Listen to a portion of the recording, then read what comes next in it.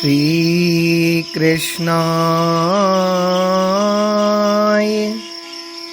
वासुदेवाय देवकी नंदनाय च नंदगोपकुमाराय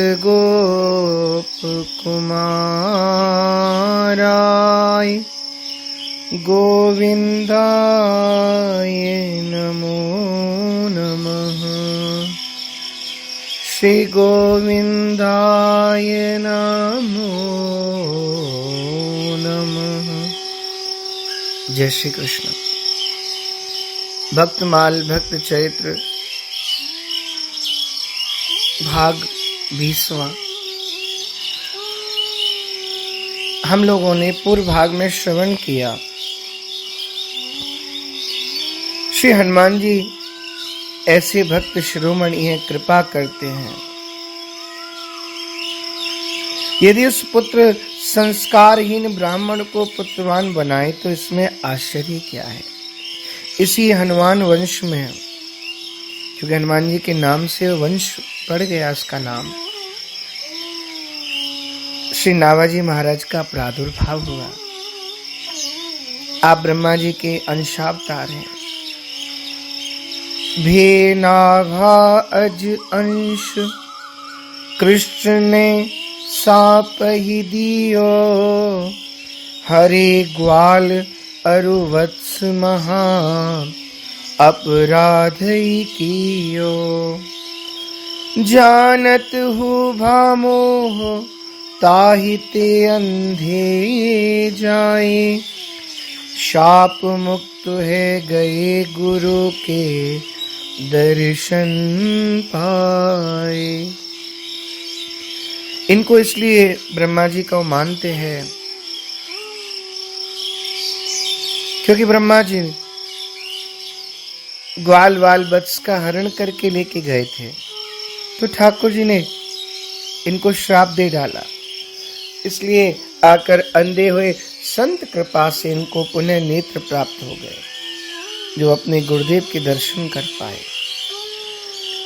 श्री भक्तमाल तिलककार स्वर्गीय श्री सीता राम शरण भगवान प्रसाद रूपकला जी अपने भक्ति सुधा स्वाद तिलक में श्री नाभाजी के जन्म के संबंध में लिखते हैं। स्वामी श्री नाभाजी का नाम नवभुज है। आप आयोनिज पुरुष हैं। आपकी जाति तो कोई नहीं, आप श्री हनुमत स्वेद से हैं, अतएव हनुमान वंशी प्रसिद्ध है। श्री सूर्य भगवान से विद्या पढ़ने के अनंतर जिस समय श्री अंजनी नंदन पवन तनय श्री हनुमान जी श्री शिव जी के समीप योग सीख रहे थे, उस समय योगिक विचार के परिश्रम से जो स्वेद, जो पसीना मारुति भगवान के अंग से निकला, हनुमान जी के अंग से निकला, उसको भक्ति रत्न के कोषाध्यक्ष त्रिकालज्ञ जगत गुरु श्री शिव जी ने एक पात्र में रख लिया। कालांतर में श्री भगवत भक्ति के विवर्धन के निमित्त उसी को नभ से भूमि निक्षेप किया। इसी से इनका नाम नवभुज हुआ, जो नाभाजी के नाम से प्रसिद्ध है। हनुमान वंशी इसी से ये कहलाए। आयोनिज पुरुष की कोई जाति नहीं। वह पसीना स्वेद उस समय का था जब आप नेत्रों को बंद किए योग की पराकाष्ठा दशा यानी समाधि में थे। अतएव श्री नाभाजी बाह्य नेत्रों से, बाहर के नेत्रों से हीन, परंतु अंतःकरण की दिव्य दृष्टि से अनुपम रहस्य को देखने वाले थे। और एक विचित्र बात यह थी कि इनको नेत्र के निशान तक नहीं थे। मान के अकाल आँच शाहनशाह चोरी करे, कोमल बने कठोर पुण्यवान पापी बने, क्षुधा आँच अति घोर। माता वन छोड़ गई। अकाल से अत्यंत पीड़ित होने पर जब अपने देश में शरीर का निर्वाह करना असंभव हो गया तो माँ अपने इस दृढ़हीन बालक को लेकर गांव के बाहर छोड़ करके अन्यत्र के लिए चल दी, कहीं और चली गई। परंतु देव दुर्विपाकवश वन पथ से जाते हुए माँ बेटी को जब लगातार कई दिन तक कुछ खाने पीने को नहीं मिला, जब अपना शरीर संभालना मुश्किल हो रहा था, ऐसी दशा में बालक को लेकर चलना कितना कठिन है, यह स्वयं अनुमान किया जा सकता है। यद्यपि माँ के हृदय में पुत्र के प्रति अपार स्नेह होता है, परंतु विपत्ति में विरले ही लोगों की बुद्धि धीर रहती है। दुखेषु अनिदिग्मना, ऐसे स्थित प्रज्ञ लोग होते ही कितने हैं। माँ से जब कष्ट असह्य हो गया तो पुत्र को भगवान के भरोसे छोड़कर स्वयं वहां से चलती बनी, आगे बढ़ गई। अजय श्री राम भरोसे छोड़ने का परिणाम ये हुआ, कील और अगर ताही डगर दर्श दिए, इनकी रक्षा हो गई। तभी तो कहा गया है, तुलसी बिरवा बाग को सींचे ते कुमिलाए, राम भरोसे जो रहे पर्वत पर हरियाए। कई बार बागों को आप देखते हैं ना, सींचने से कुमला जाते हैं, और ठाकुर जी के जो भरोसे होते हैं वन में पर्वत में, वो हरियाली को प्राप्त हो जाते हैं।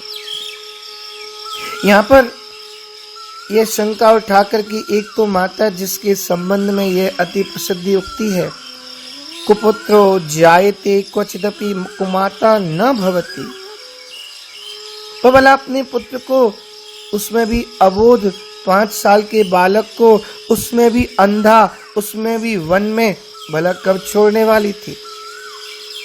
अतः माता वन छोड़ गई का अर्थ यह भी किया जाता है, माता इन्हें वन में छोड़ करके गई, अर्थात परलोक को, ठाकुर जी के धाम को चली गई। विपत्ति विचारिए, मां घोर विपत्ति विचार कर इन्हें छोड़कर चली गई। विपत्ति विचारिए, विपत्ति विचारी का भाव विपत्ति का कोई साथ ही नहीं। माँ भी बेटे को छोड़कर चली गई, इसी से कहा है माँ तो पिता स्वार्थ रत ओ, संसार तो स्वार्थ का साथी है।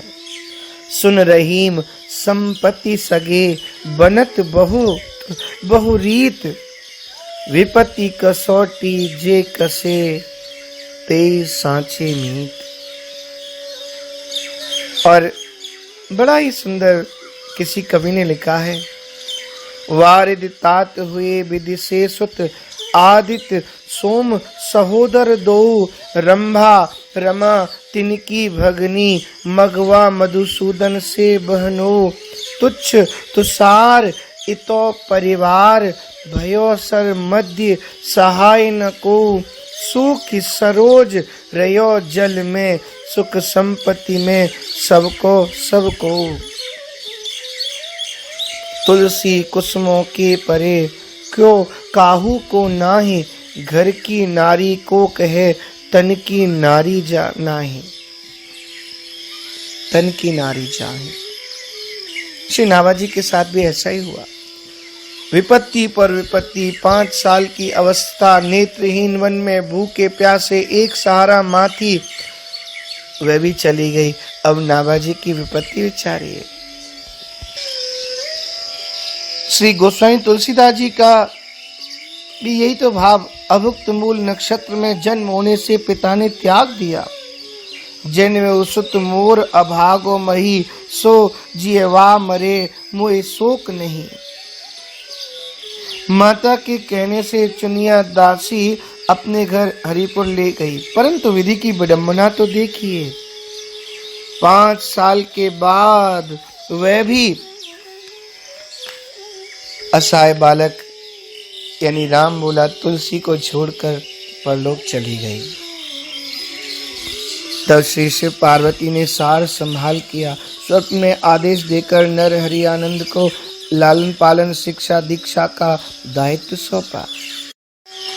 श्री सद्गुरुदेव नर हरि आनंद को पाकर तुलसीदास सनात हुए और श्री कीलदेव अग्रदेव जी को पाकर नाभाजी सनात हुए। धैर्य ने साथ नहीं छोड़ा, जिसका परिणाम यह हुआ, यही बालक आगे चल करके महापुरुष सिद्ध हुआ।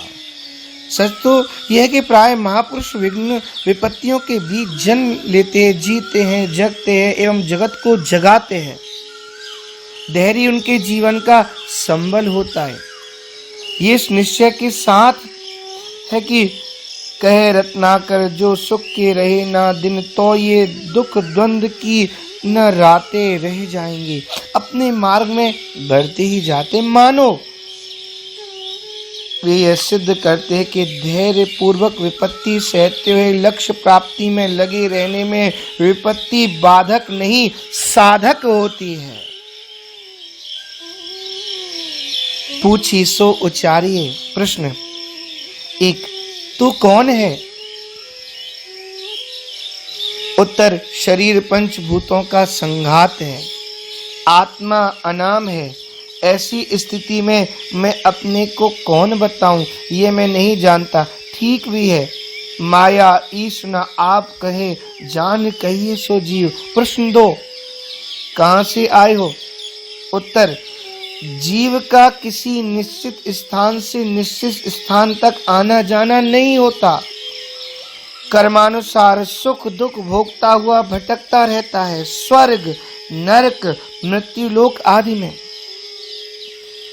कर्म प्रधान विश्व करि राखा, जो जस करे सो तस फल चाखा।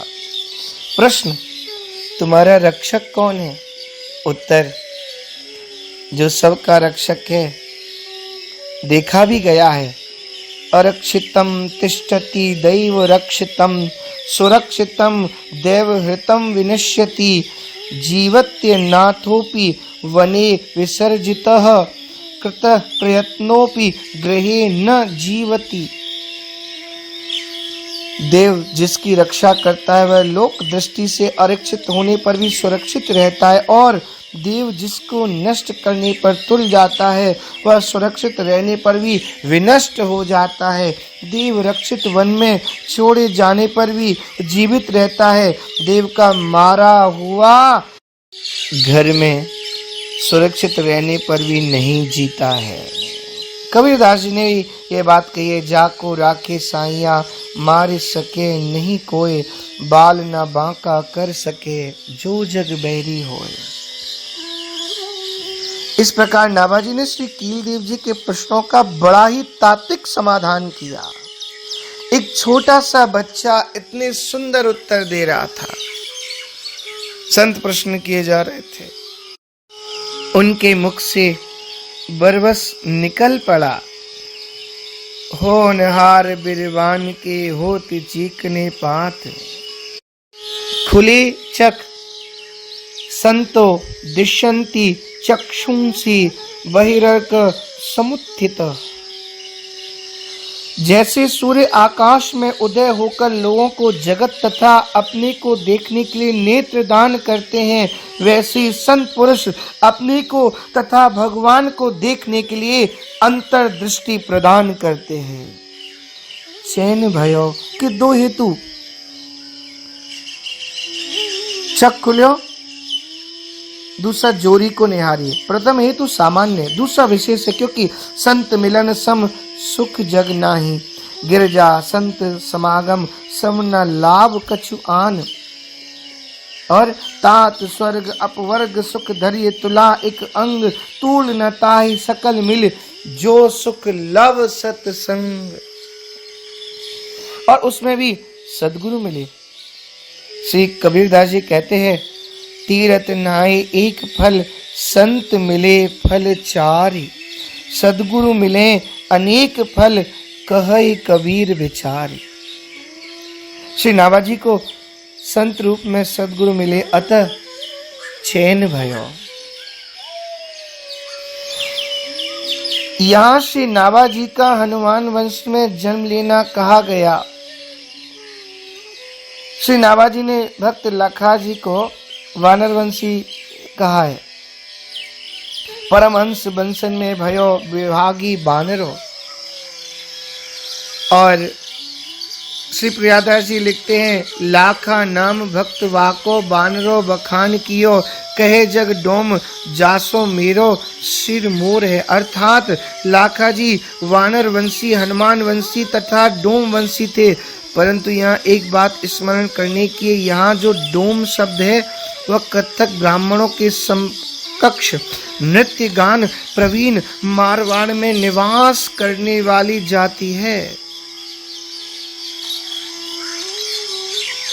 और प्रियादास जी ने एक भगवत राजा के प्रसंग की टीका करते हुए शब्द को, डोम शब्द को भाट के साथ प्रयुक्त किया है। राज भक्त राज डोम भान को न काज। इससे सिद्ध होता है कि डोम ये भाटों से मिलती जुलती नृत्य गान प्रवीण जाति है। रीवा नरेश श्री रघुराज सिंह जी ने अपनी राम रसकावली भक्तमाल में श्री नाभाजी को लांगुली ब्राह्मण वंश का सुस्पष्ट कहा है। सो शिशु लांगुली द्विज केरो। इससे स्पष्ट होता है कि वानर वंश अथवा हनुमान वंश या डोम वंश ये कथक ब्राह्मणों के समकक्ष एक ब्राह्मण वंशी है। विद्वानों के मत से श्री नाभाजी इसी वंश के थे।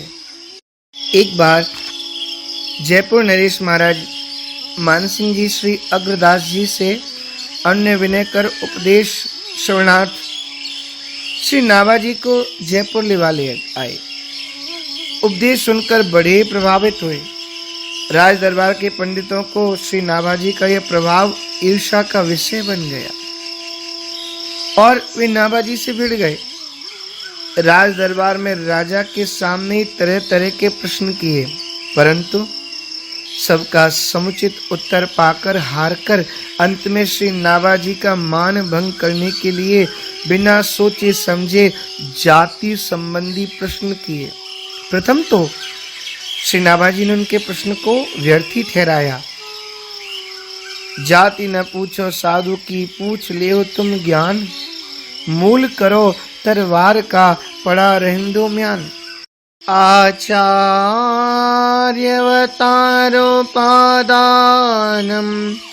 वैष्णवोत्पत्ति चिंतनं मातृयोनि परीक्षां च तुल्यमाहुर्मनीषिणः।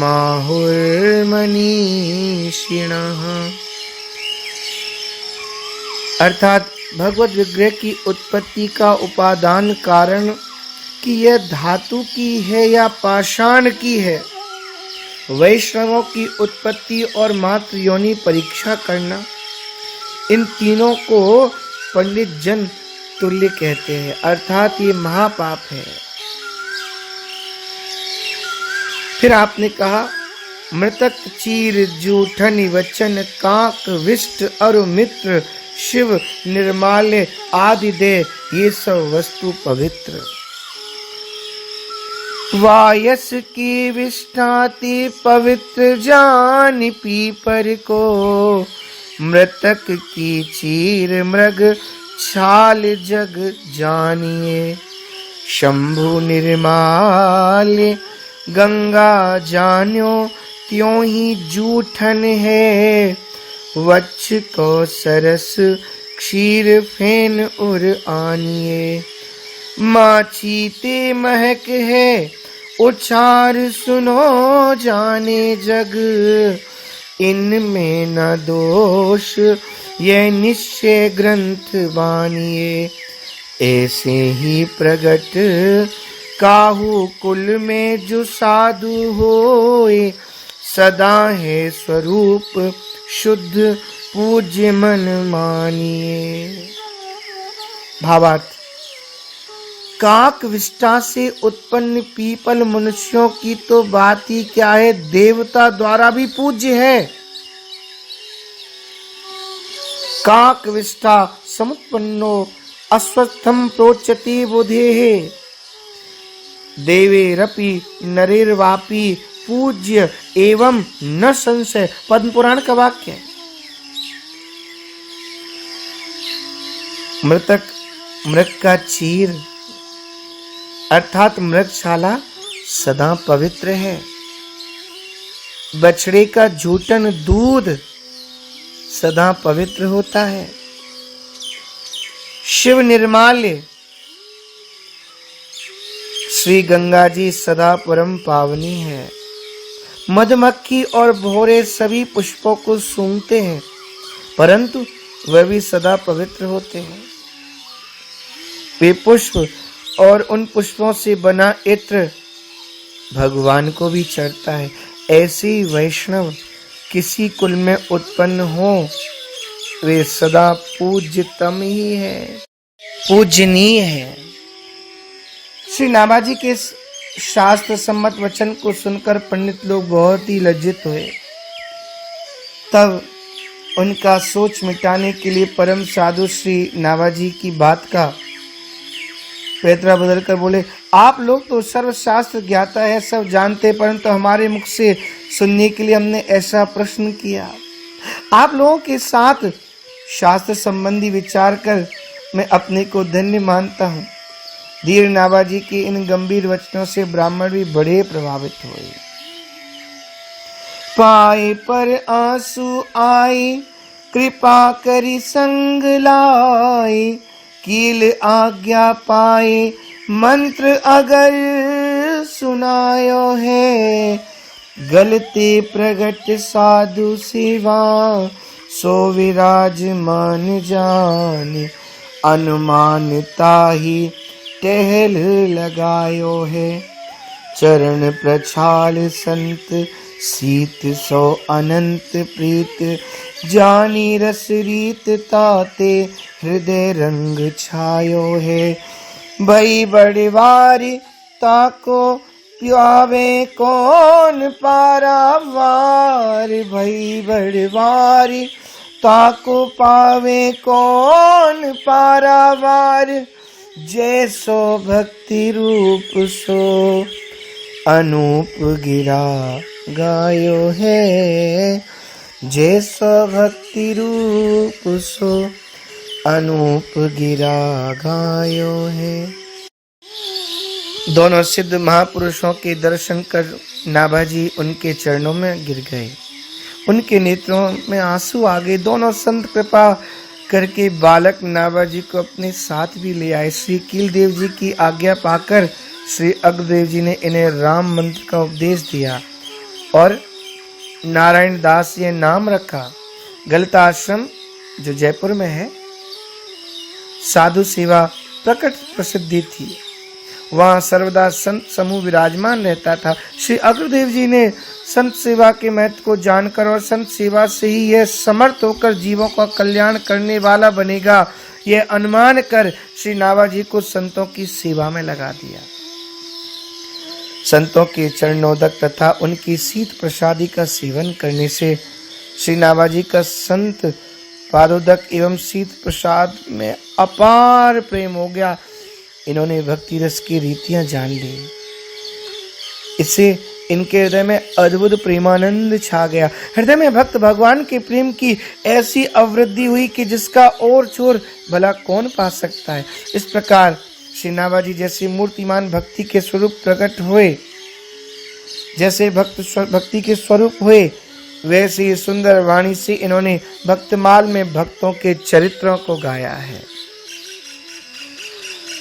व्याख्या में हम लोग श्रवण कर रहे थे। पाए पर प्रेमवश चरणों में पड़े गए, चरण अति प्रेम अधीरा, प्रेम विवश पुनि पुनि पद लागे, कृतज्ञता ज्ञापन करते हुए चरणों में पड़े, मोह पहे होए न प्रीत उपकारा, बंदहूं तब पद बारह ही बारा।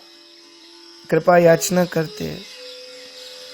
भाव जैसे आपने इतनी कृपा करी, वैसी इतनी कृपा और करें, मुझे अपने साथ में ही रख रहे हैं, अब मेरा परित्याग नहीं करें, इसीलिए पाए पड़ते हैं। अर्थात कृपा के लिए इसी भावना से मूक प्रार्थना करते हैं। आंसू आए, ये आनंद के प्रेम के आंसू है। पूर्व में कहा गया चैन भयो कृपा करे संग लाए। श्री नाभा जी की प्रार्थना स्वीकार हो गई। वांछा कल्पतरु संत सद्गुरुदेव ने इन्हें साथ में ले लिया। अच्छा, प्रश्न आता है, श्री कीलदेव जी ने ही इनको मंत्र क्यों नहीं सुना दिया? वे तो बड़े भी हैं, तो फिर ये इस प्रकार की भावना क्यों हुई कि मैं मंत्र ना दूं और अग्रदेव जी मंत्र दें? इसका कारण ये है, श्री कीलदेव जी विशेषकर ध्यान समाधि में मग्न रहते हैं, अतः इन्हें शिष्य बनाने, शिक्षा दीक्षा देने का कार्य में इनका उतना समय नहीं होता, इसलिए श्री अग्रदेव जी को ये कार्य सौंप रखा था। इसलिए मंत्र अगर सुनायो, मंत्र से तात्पर्य वैष्णव पंच संस्कार से है, और पंच संस्कार ये है, पुंड्रम मुद्रा तथा नाम माला मंत्रस्य पंचमः अमीहि पंच संस्काराः पुण्यस्यैकान्त हेतवः। ऊर्ध्व पुण्य तिलक एक, दूसरा शंख चक्र की छाप, तीसरा भगवत संबंधी नाम, चौथा माला धारण, पांचवा मंत्रोपदेश। ये पंच संस्कार हैं। गलता, आप लोगों ने श्रवण किया, जयपुर के निकट पुराण प्रसिद्ध महर्षि गालव मुनि का आश्रम। यहाँ श्री कीलदेव जी एवं श्री अग्रदेव जी के सदगुरु श्री कृष्णदास जी पयोहारी ने पयपान करते हुए महान तप किया था। पयहारी पयपान कर जहाँ तप कियो महान, गलता गंगा धार में करत लोग स्नान। गलता गद्दी दर्श कर गलत महा अभिमान, संत समूह विराजई पूज्य भक्त भगवान। जानी अनुमान, इनके लक्षणों से, आचरण से, शील स्वभाव से, सूझबूझ दूरदर्शिता से, सेवा में रुचि से, इनकी संत सेवा की योग्यता जानकर, यह संत सेवा कर लेंगे यह अनुमान कर ताही टहल लगायो है। संत सेवा करने की पात्रता देखिए सब में नहीं होती है।